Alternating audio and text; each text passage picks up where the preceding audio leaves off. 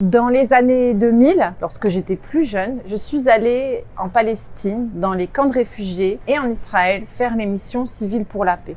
Je garde un souvenir ému, douloureux, de ces familles endeuillées, de ces enfants menacés que j'ai rencontrés là-bas.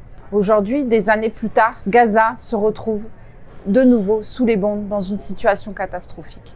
Je suis comme beaucoup d'Européennes et d'Européens. Je n'ai plus de mots pour qualifier ce que nous voyons tous les jours sous nos yeux. On le redit souvent, l'Europe, le projet européen, a été tout entier bâti sur les ruines d'une guerre terrible, d'une guerre totale.